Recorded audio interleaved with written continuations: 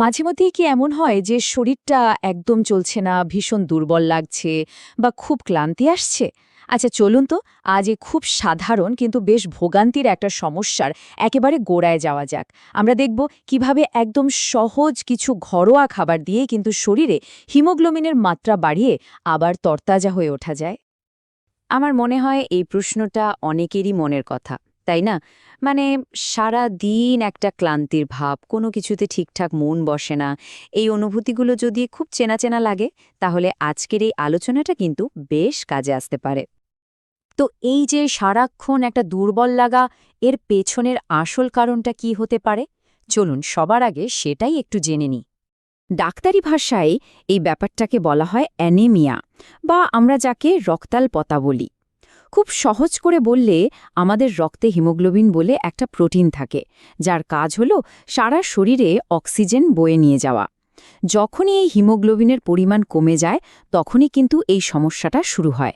আর এর থেকেই শরীরে অক্সিজেনের একটা ঘাটতি দেখা দেয়। অনেক সময়ই কিন্তু আমরা ছোটখাটো কিছু লক্ষণকে পাত্তা দিই না। যেমন ধরুন, সারাক্ষণ একটা দুর্বল ভাব, ক্লান্তি কাটছেই না, বা হাত পায়ের তালুটা কেমন যেন ফ্যাকাশে লাগছে। অথচ এই সাধারণ লক্ষণগুলোই কিন্তু হতে পারে শরীরে হিমোগ্লোবিন কমে যাওয়ার একটা স্পষ্ট ইঙ্গিত। তবে ভালো খবরটা কি জানেন? এর সমাধান কিন্তু আমাদের হাতের কাছেই, আমাদের রান্নাঘরেই লুকিয়ে আছে। চলুন তাহলে দেখে নেওয়া যাক কোন কোন প্রাকৃতিক খাবার শরীরের এই রক্তের ঘাটতিটা মেটাতে পারে। তালিকার প্রথমেই আসছে কিশমিশ, একদম সহজলভ্য একটা সমাধান। এই ছোট্ট ফলটা কিন্তু আয়রনের একটা দারুণ উৎস, আর হিমোগ্লোবিন বাড়াতে এটা ম্যাজিকের মতো কাজ করে। আর এটা খাওয়ার নিয়মটাও খুব সোজা।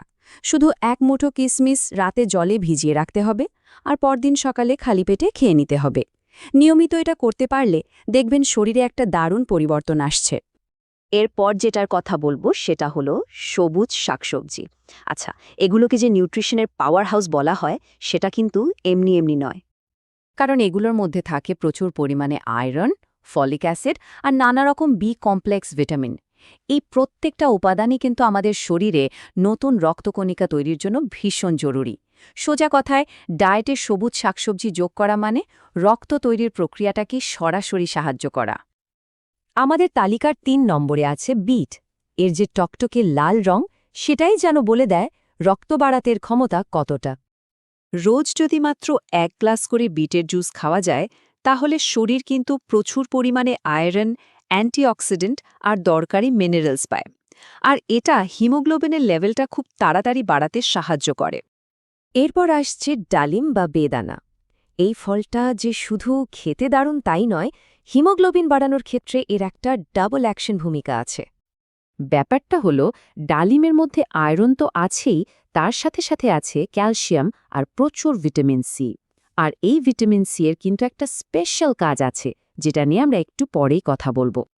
আচ্ছা, এবার একটা খুব খুব জরুরি বিষয় নিয়ে কথা বলা যাক।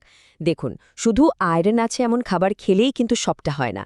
আসল কাজ হলো শরীর যেন সেই আয়রনটাকে ঠিকমতো গ্রহণ বা শোষণ করতে পারে, সেই ব্যবস্থা করা। আর ঠিক এইখানেই ভিটামিন সি এর আসল ভূমিকা। ভিটামিন সি ছাড়া কিন্তু আমাদের শরীর খাবার থেকে পাওয়া আয়রনকে ঠিকভাবে কাজে লাগাতে পারে না। মানে বলা যেতে পারে, আয়রন আর ভিটামিন সি হল একে অপরের বন্ধু। আর এই দরকারি ভিটামিন সি কিন্তু খুব সহজেই পাওয়া যায় ডালিম, আমলকি বা বিভিন্ন সবুজ শাকসবজি থেকে। খেয়াল করে দেখুন, এই খাবারগুলোর কথা কিন্তু আমরা একটু আগে আলোচনা করেছি। এখন কথা হলো, যদি হিমোগ্লোবিনের মাত্রাটা খুব বেশি কমে যায়, তখন অনেক সময় শুধু ঘরোয়া উপায়ের পাশাপাশি আরও কিছু সাপোর্টের দরকার হতে পারে।